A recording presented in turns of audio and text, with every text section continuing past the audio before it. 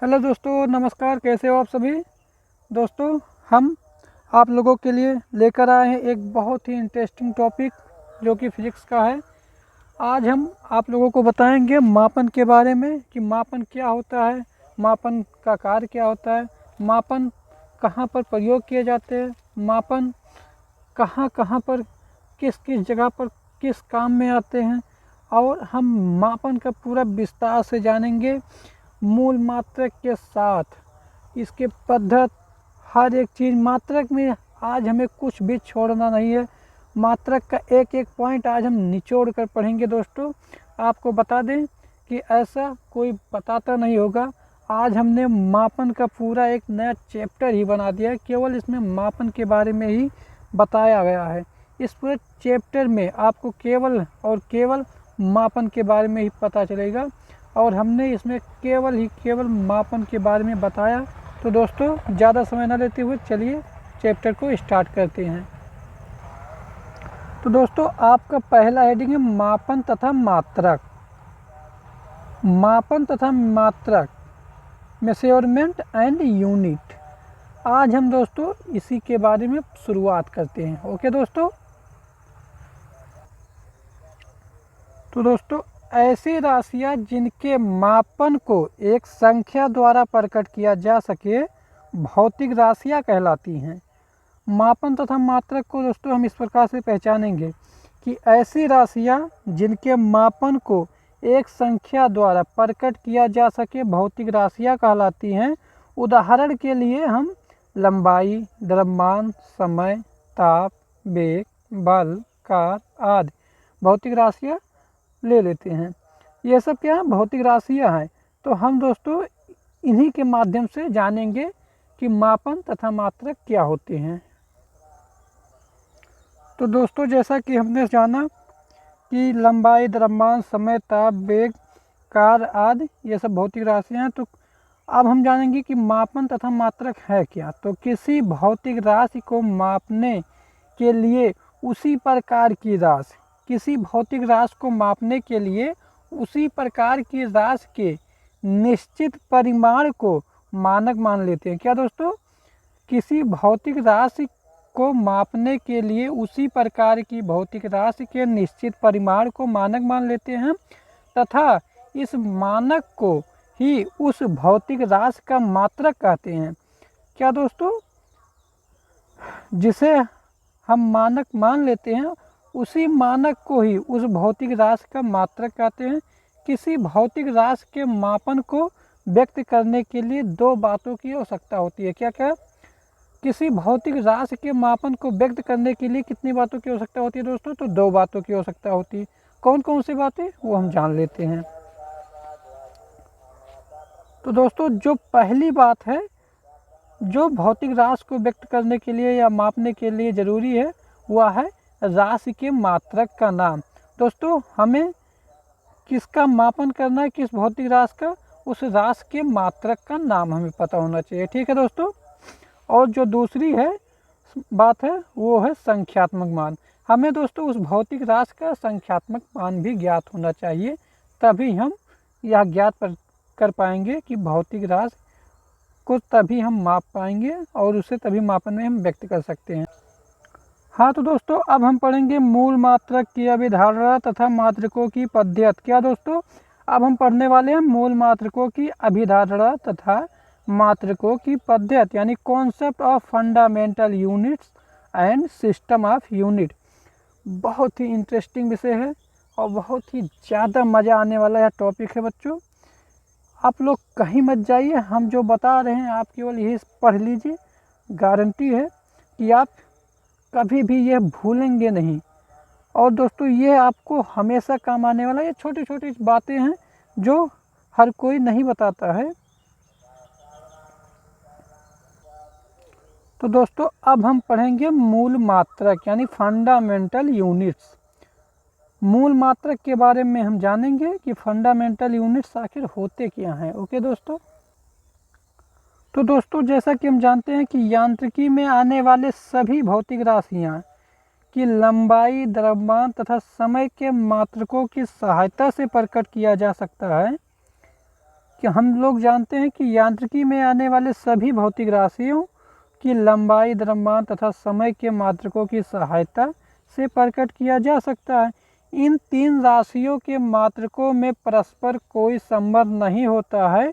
इन राशियों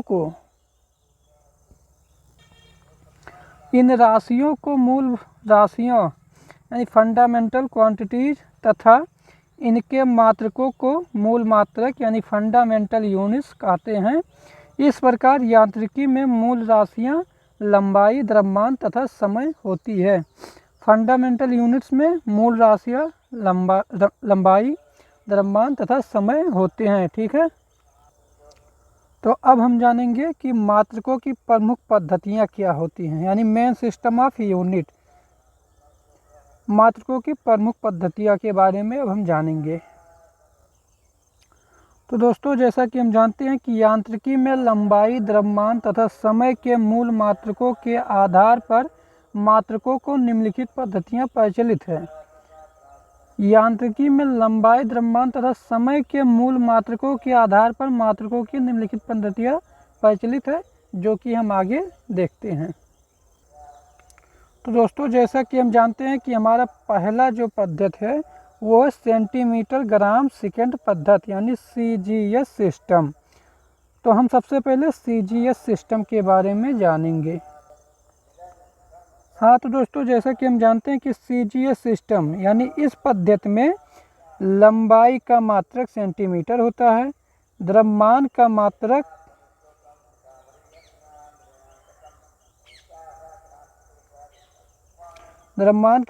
ग्राम तथा समय का मात्रक सेकंड होता है। सेंटीमीटर ग्राम सेकंड पद्धति यानी CGS सिस्टम में लंबाई का मात्रक सेंटीमीटर, द्रव्यमान का मात्रक ग्राम तथा समय का मात्रक सेकंड होता है। अब हम पढ़ेंगे अपना दूसरा पद्धति, जो कि है मीटर किलोग्राम सेकंड पद्धति। मीटर किलोग्राम सेकंड पद्धति यानी MKS सिस्टम। अब हम इसके बारे में पढ़ेंगे।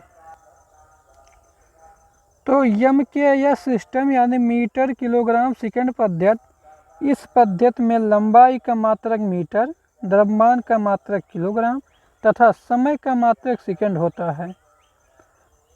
MKS पद्धति में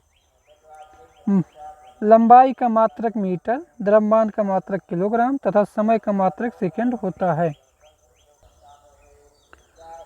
अब हम पढ़ेंगे अपना तीसरा पद्धति, जो कि फुट पाउंड सेकंड पद्धति यानी FPS system. Foot pound second पद्धति यानी FPS सिस्टम। अब हम इसके बारे में जानेंगे। हाँ, तो दोस्तों, जैसा कि हमें पता है कि इस पद्धति में लंबाई का मात्रक फुट होता है, द्रव्यमान का मात्रक पाउंड होता है तथा समय का मात्रक सेकंड होता है। तो दोस्तों, अभी तक हमने 3 पद्धतियाँ पढ़ी, जिसमें से हमारा पहला पद्धति था कि सेंटीमीटर ग्राम सेकंड पद्धति यानी CGS सिस्टम। हमारा दूसरा पद्धति है मीटर किलोग्राम सेकंड पद्धति यानी MKS सिस्टम। और हमारा जो तीसरा है वो है फुट पाउंड सेकंड पद्धति यानी FPS सिस्टम। अब हम पढ़ेंगे आगे। हाँ, तो दोस्तों, अब हम पढ़ेंगे अपना आखिरी यानी अंतर्राष्ट्रीय पद्धति, जो कि हमारा चौथा नंबर का पद्धति है, जिसे हम इंग्लिश में SI सिस्टम कहते हैं। अब हम अंतर्राष्ट्रीय पद्धति के बारे में जानेंगे कि SI पद्धति क्या होता है। तो संपूर्ण भौतिक विज्ञान में आने वाली भौतिक राशियों को मापने के लिए अंतर्राष्ट्रीय प्रणाली का विकास किया गया है, जिसे मात्रकों का SI प्रणाली कहते हैं। संपूर्ण भौतिक विज्ञान में आने वाली भौतिक राशियों को मापने के लिए अंतर्राष्ट्रीय प्रणाली का विकास किया गया है, जिसे मात्रकों का SI प्रणाली कहते हैं। SI प्रणाली MKS पद्धति का विस्तार है। SI प्रणाली में 7 मूल मात्रक तथा 2 पूरक मूल मात्रक होते हैं। अब हम SI पद्धति के 7 मूल मात्रक तथा 2 पूरक मूल मात्रक के बारे में जानेंगे कि अंतर्राष्ट्रीय पद्धति में या किस काम में आते हैं और इनका उपयोग क्या है। हाँ तो दोस्तों, जैसा कि हमने पढ़ा कि SI प्रणाली में 7 मूल मात्रक तथा 2 पूरक मात्रक होते हैं, तो अब हम उनके मूल राशि, प्रतीक और मूल मात्रक भी जान लेते हैं। तो जैसा कि हम जानते हैं कि हमारे मूल राशि में पहले नंबर पर आता है लंबाई, जिसका प्रतीक होता है यम, और जिसका मूल मात्रक हम जानते हैं कि होता है मीटर। जो दूसरे नंबर पर आता है वो है द्रव्यमान, जिसका प्रतीक है केजी, यानी किलोग्राम मूल मात्रक होता है। तीसरे नंबर पर आता है समय, जिसका प्रतीक है यस, और मूल मात्रक होता है सेकेंड। चौथे नंबर पर हमारा आता है ताप, जिसका प्रतीक है के, और इसे का मूल मात्रक है केल्विन। पाँचवें नंबर पर आता है विद्युत धारा, इसका प्रतीक है ए, मूल मात्रक है एम्पियर। जो हमारा छठे नंबर पर आता है वो है ज्योति तीव्रता, जिसे का प्रतीक है CD, और मूल मात्रक कैंडिला। सातवें नंबर पर आता है जो हमारा वो है पदार्थ की मात्रा, यानी मोल, जो प्रतीक है, और मूल मात्रक भी इसका मोल है। आठवें नंबर पर आता है हमारा तलीय कोण, जिसे हम RAD यानी रेड कहते हैं, जिसका मूल मात्रक रेडियन है। और जो 9वें नंबर पर आता है वो घन कोण, जिसका प्रतीक है SR, और मूल मात्रक है स्टेरेडियन। रेडियन और स्टेरेडियन ये 2 पूरक मात्रक होते हैं, और ये 7 मूल मात्रक होते हैं। ओके, अब हम पढ़ेंगे SI पद्धति के मूल मात्रकों की परिभाषा, यानी definition of fundamental units of SI system. तो अब हम SI पद्धति के मूल मात्रकों की परिभाषा बारी बारी से, जो कि हमने आगे पढ़ा है कि 7 होते हैं मूल मात्रक और 2 होते हैं पूरक मात्रक। अब हम इन 9 के बारे में पढ़ेंगे कि इनका क्या कार्य है और क्या क्या इनसे होता है। तो दोस्तों, हम अपने SI पद्धति में जो आता है वो फर्स्ट नंबर पर है मीटर। हम पहले मीटर के बारे में पढ़ेंगे। ओके दोस्तों,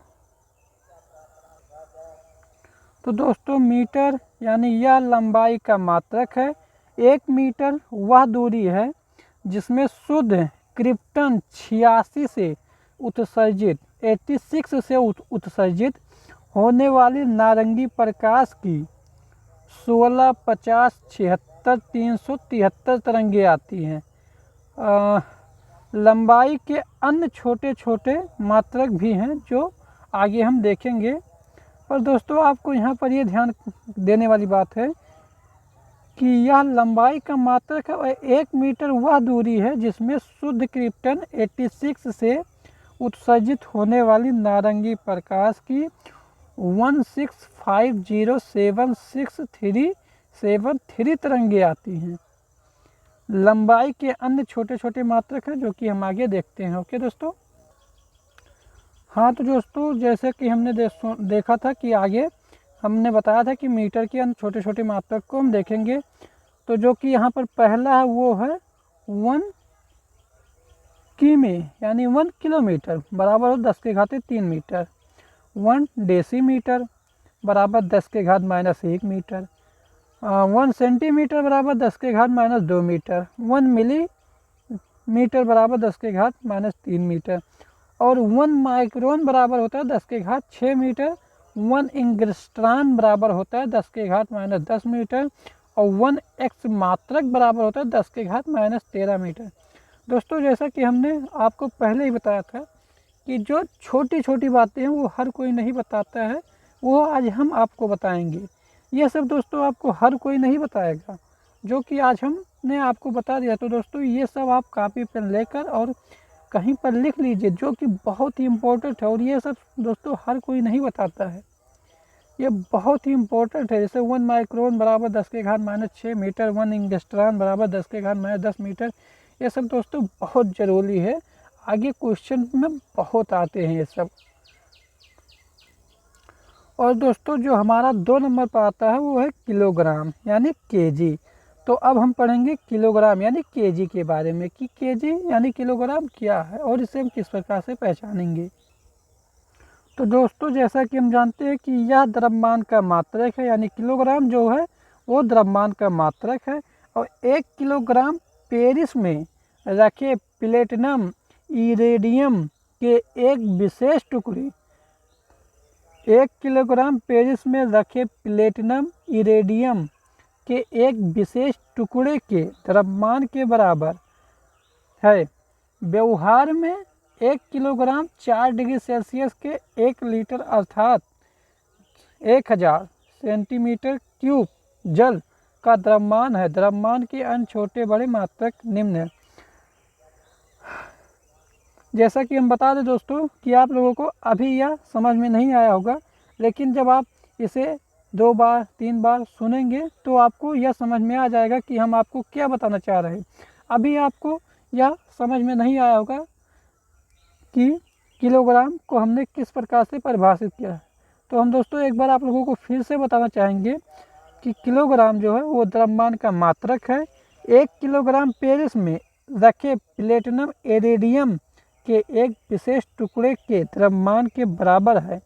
यानी 1 किलोग्राम पेरिस में रखे प्लेटिनम इरेडियम के एक विशेष टुकड़े के द्रव्यमान के बराबर है क्या, किलोग्राम। और व्यवहार में 1 किलोग्राम 4 डिग्री सेल्सियस के 1 लीटर, क्या व्यवहार में 1 किलोग्राम 4 डिग्री सेल्सियस के 1 लीटर अर्थात 1000 सेंटीमीटर क्यूब जल का द्रव्यमान है। और द्रव्यमान के अन्य छोटे बड़े मात्रक है जो कि हम आगे देखेंगे। ठीक है बच्चों। हाँ तो दोस्तों जैसा कि हमने बताया था कि 10 किलोग्राम के अन्य छोटे बड़े मात्रक हैं, तो उन्हें हम इस प्रकार से लिखते हैं कि 1 मीट्रिक टन बराबर होता है क्या दोस्तों, 1 मीट्रिक टन। 1 मीट्रिक टन बराबर होता है 10 के पावर 3 या किलोग्राम। और 1 कुंटल, ये तो हम सब जानते हैं कि 1 कुंटल बराबर 10 के पावर माइनस दोस्तों 1 क्विंटल बराबर 10 के घात 2 किलोग्राम। और 1 ग्राम बराबर होता है 10 के घात -3 किलोग्राम। और हम जानते हैं कि 1 मिलीग्राम बराबर होता है 10 के घात -3 ग्राम। और 10 के घात -3 ग्राम बराबर होता है 10 के घात -6 किलोग्राम। ओके दोस्तों, समझ में आ गया आपको कि हमने क्या बताया।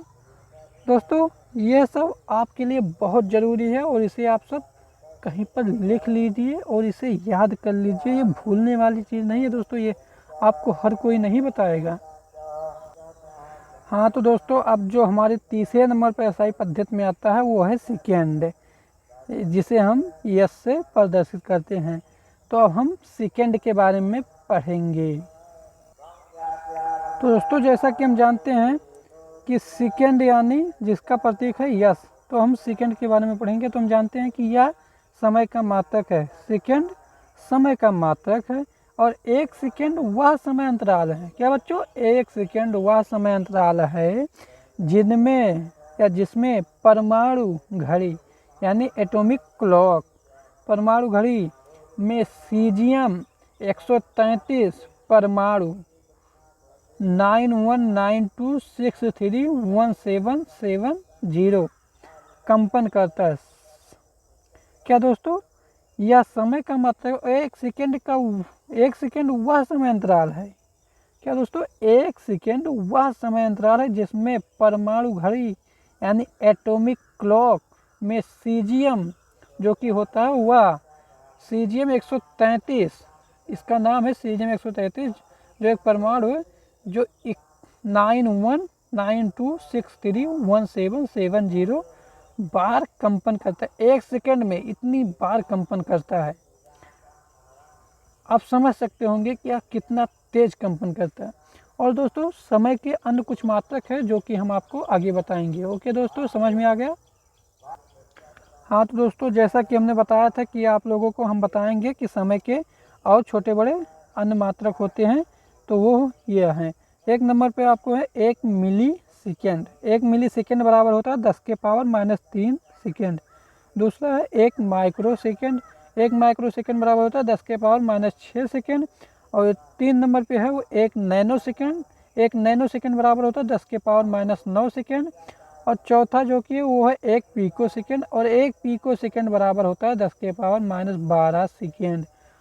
समझ में आ गया बच्चों, हम आपको फिर से बताना चाह रहे हैं कि ये जो हम आपको ये छोटी छोटी बातें बता रहे हैं ना, ये आप लोग पढ़ लीजिए, समझ लीजिए और इसे आप याद कर लीजिए, क्योंकि ये हर कोई नहीं बताएगा और ये बहुत ही इम्पोर्टेंट है।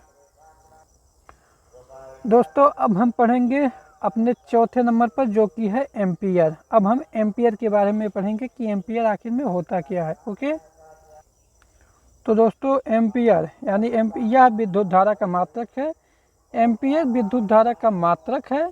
4 एम्पियर विद्युत धारा वह धारा है, क्या दोस्तों, 4 एम्पियर विद्युत धारा वह धारा है जो कि निर्वात में 1 मीटर की दूरी पर स्थित 2 सीधे अनंत लंबाई के समांतर तारों में प्रवाहित होने पर प्रत्येक तार की प्रति मीटर लंबाई पर तारों के बीच 2 × 10⁻⁻7 न्यूटन का बल उत्पन्न करती है।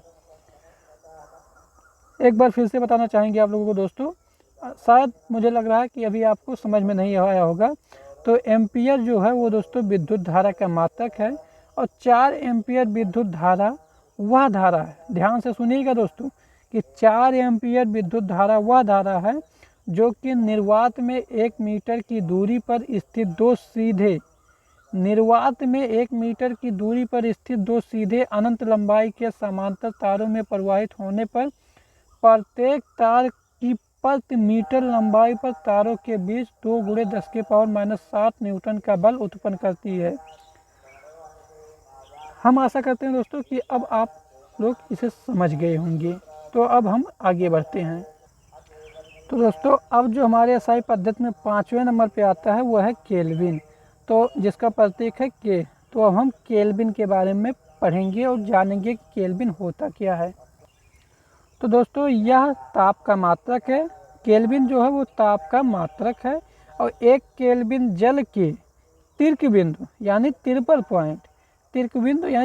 पॉइंट यानी 1 केल्विन जल के तिर्क बिंदु के उष्मागतिक ताप का 1/273.16वां भाग है। केल्विन यह ताप का मात्रक है और 1 केल्विन जल के तिर्क बिंदु के उष्मागतिक ताप का 1/273.16वां भाग है। तो दोस्तों अब जो हमारे 6ठे नंबर पे आते हैं वो है कैंडिला, जिसका प्रतीक है CD। तो हम कैंडिला के बारे में जानेंगे। तो दोस्तों जैसा कि हम जानते हैं कि कैंडिला जो है वो ज्योति तीव्रता का मात्रक है और 1 कैंडिला की सड़का के पृष्ठ के 1/, इकाई, दहाई, सैकड़ा, हजार, 10,000, लाख, 6 लाख वर्ग मीटर 1/6 लाख वर्ग मीटर क्षेत्रफल की पृष्ठ के लंबवत दिशा में ज्योति तीव्रता होती है। यानी कैंडिला जो है वो ज्योति तीव्रता का मात्रक है और 1 कैंडिला की सड़का के पृष्ठ के 1/6 लाख वर्ग मीटर क्षेत्रफल की पृष्ठ के लंबवत दिशा में जो होता है वो ज्योति तीव्रता होता है। ओके दोस्तों, तो दोस्तों अब हम अपने मूल मात्रक में जो लास्ट नंबर पे आते हैं वो है मोल, जिसका प्रतीक होता है MOL। तो अब हम मोल के बारे में जानेंगे। तो दोस्तों हम जानते हैं कि मोल जो है वो पदार्थ का मात्रक होता है और 1 मोल किसी पदार्थ की वह मात्रा है जिसमें उस पदार्थ के अवयव के संख्या C12 के 0.012 किलोग्राम में परमाणुओं की संख्या के बराबर है। मोल क्या है दोस्तों, मोल जो है वो पदार्थ की मात्रक है और 1 मोल किसी पदार्थ की वह मात्रा है जिसमें उस पदार्थ के अवयव की संख्या C12 की 0.012 किलोग्राम में परमाणुओं की संख्या के बराबर होती है।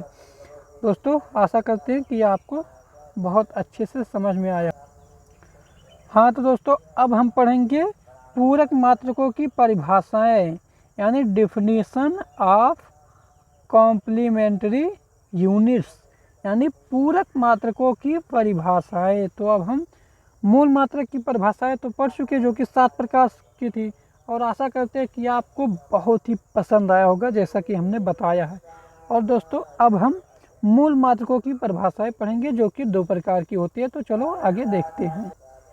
तो दोस्तों जैसा कि हम जानते हैं कि हमारे मूल मात्रकों की परिभाषाओं में जो सबसे पहले नंबर पे आता है वो है रेडियन, जिसका प्रतीक होता है RAD यानी रेड।